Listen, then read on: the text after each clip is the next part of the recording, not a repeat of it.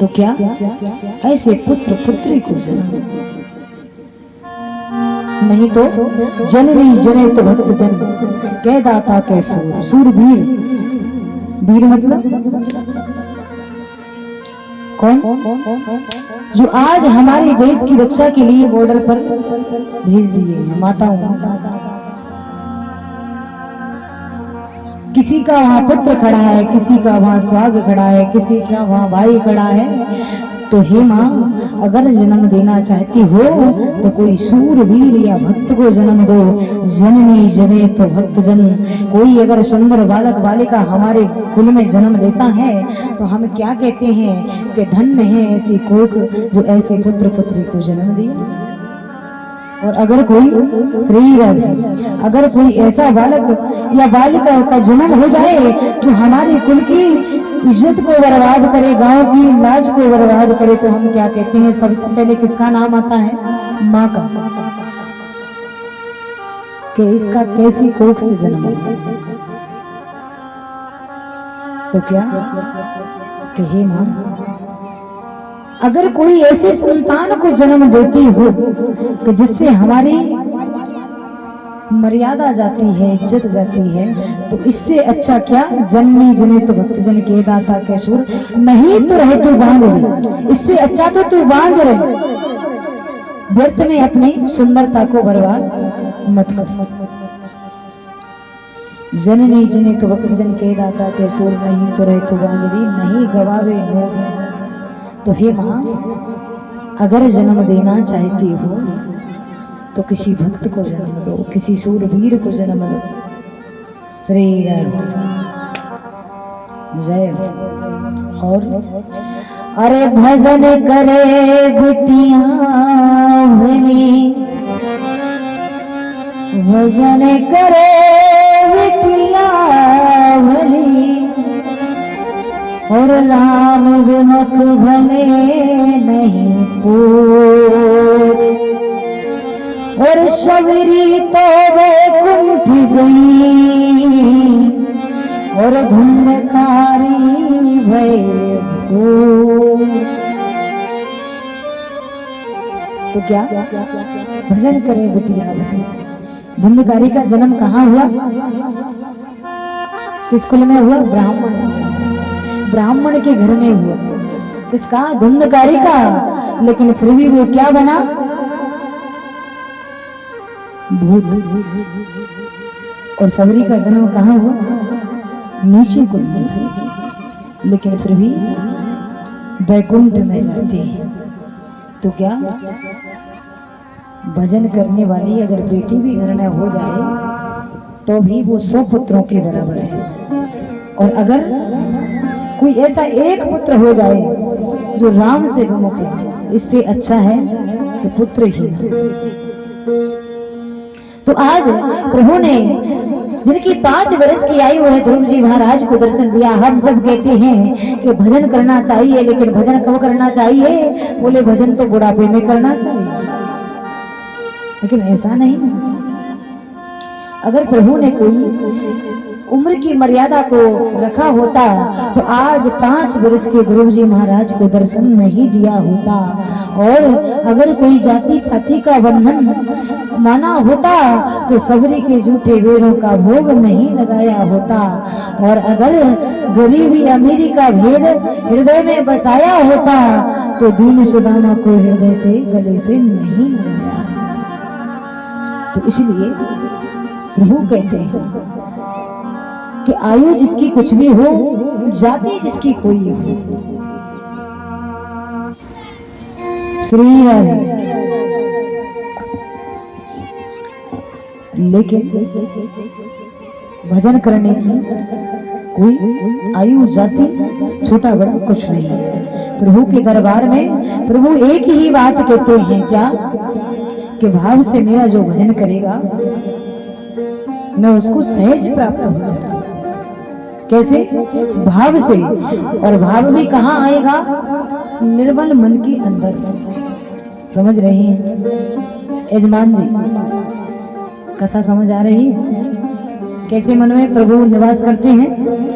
शुद्ध मन में, निर्मल मन में। विशेषकर आपको सुना रहे हैं क्योंकि आप यजमान है, राजा परीक्षित आप ही हैं। तो क्या निर्मल मन, किसी का कभी अच्छा नहीं, बुरा नहीं, छोटा नहीं, बड़ा नहीं, भेदभाव नहीं। हो सके तो प्रार्थना करिए कि सारा जगत सुखी रहे प्रभु से, कि हे वाक्य धरी, हे प्रभु सारा संसार सुखी रहे।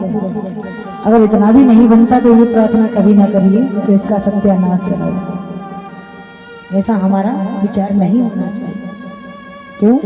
भजन करने का मतलब यही है, कथा सुनने का मतलब यही है। कथा सुनने का मतलब क्या है? कथाएं तो गली मोहल्ले में हजारों कथाएं हो रही है, बहुत कथा का प्रचार प्रसार हो रहा है, कथाएं चल रही हैं। एक गांव में कहो तो 4-4, 5-5 कथा हो रही है, लेकिन इतनी कथा हो रही हैं और आप लोग श्रवण भी कर रहे हैं, लेकिन फिर भी सुधार बहुत कम है। ऐसा क्यों? ऐसा इसलिए कि कथा श्रवण करते हो और उठकर जब जाते हो तो जैसे ही पांडाल की भार हुई तो कथा को भूल जाते हो। लेकिन कथा को श्रवण करें, इसका चिंतन करें, इसका मनन करें और इसको अपने जीवन में उतारें, जब इसका कोई हमारे लिए लाभ प्राप्त हो।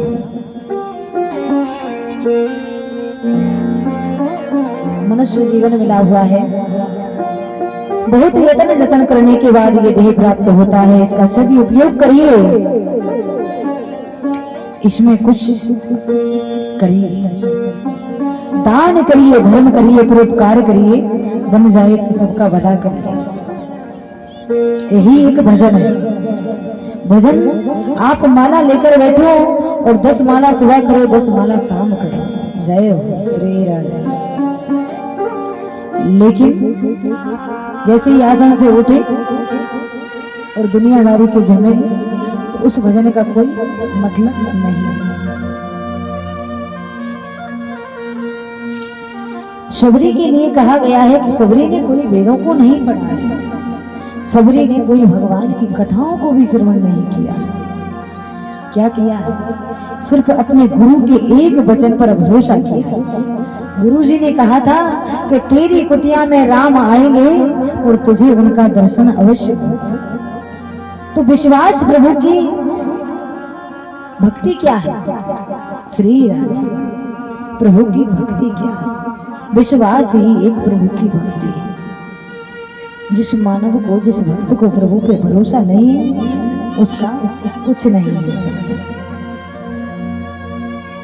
तो सबरी ने गुरु के वचन पर भरोसा किया।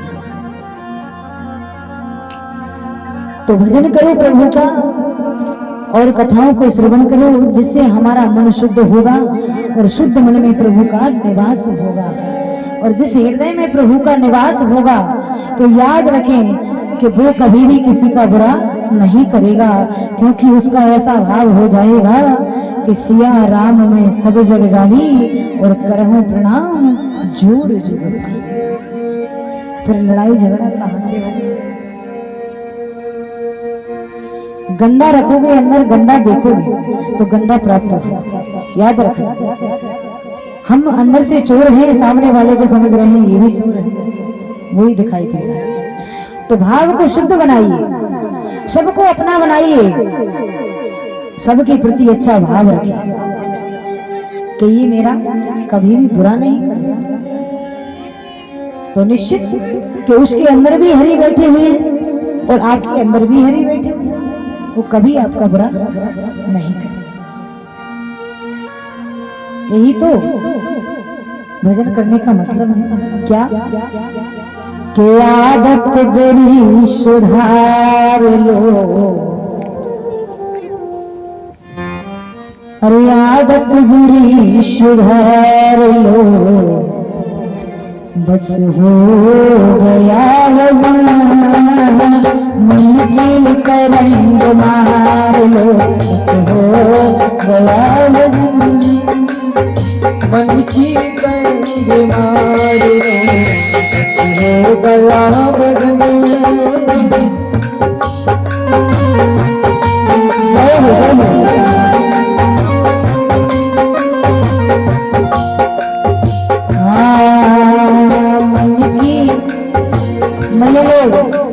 ऐसे ना बैठे जैसे नींद आ रही है। थालियों की सेवा दें। ताली बजाते हुए भगवान की कथा को श्रवण करें।